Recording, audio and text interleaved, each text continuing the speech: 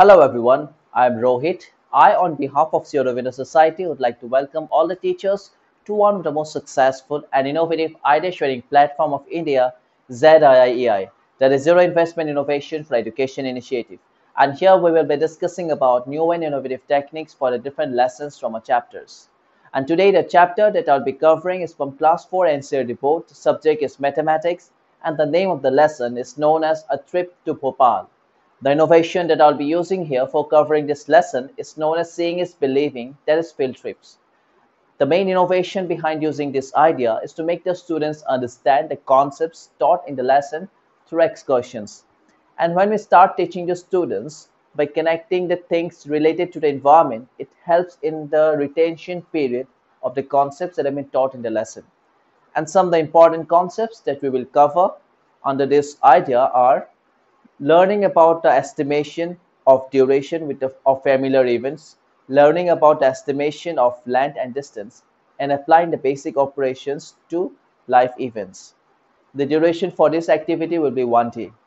Before implementing this idea, we need to make some pre-arrangements, and as a pre-arrangement, we will be taking permission from the school authorities as well as from the parents to take the students for the field trip. And along with this, we also give a consent form to the students to get it signed from the parents for the field trip.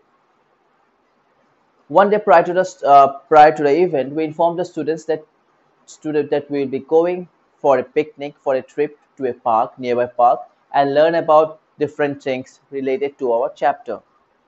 We conduct our activity in the following process. First of all, we inform the students to take along with them the tiffins and the water bottles, and also we also try to take the helper educator along with us for the safety purpose of the students.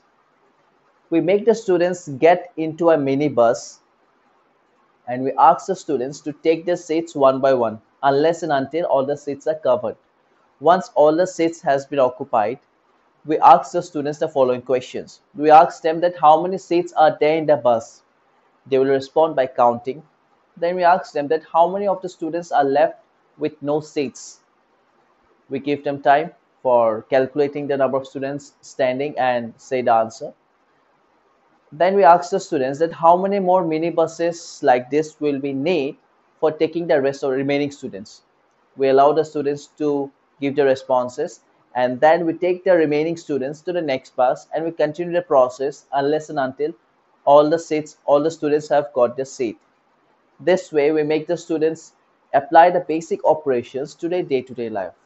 Now, when we reach the park, we ask the students to go around the park and play with the things available, but we also give them the advice, make them ask them to observe all the things that are available around them very minutely.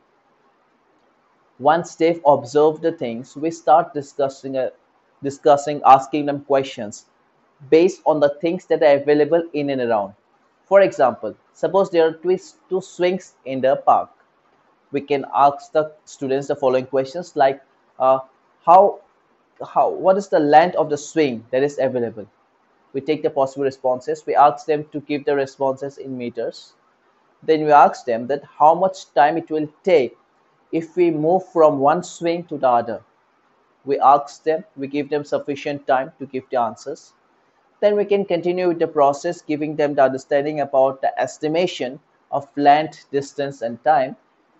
We take them to the pavement, the path from the entrance to the park, and we ask them that can you estimate the length of this park, estimate the length of the pavement, what will be the width of the pavement, how much time will it take to cover the whole path.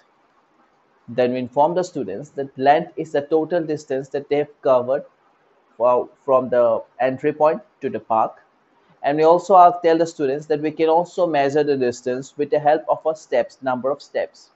This way we continue with the class, giving the students the concept and revising them, making them understand the concepts that have been taught in the lesson in a much more fun and interesting way. And when we start teaching the students in this way, they learn to apply the basic operations to their day-to-day life. Along with this, they also develop their critical thinking and decision-making process, and also they learn how to communicate to simple instructions that have been made in English. Along with this, they also develop their interpersonal skills and communication skills.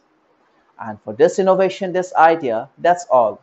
I hope you like this video. And if you want more of such videos from us, please do like, share and subscribe to our official channel ZIIEI.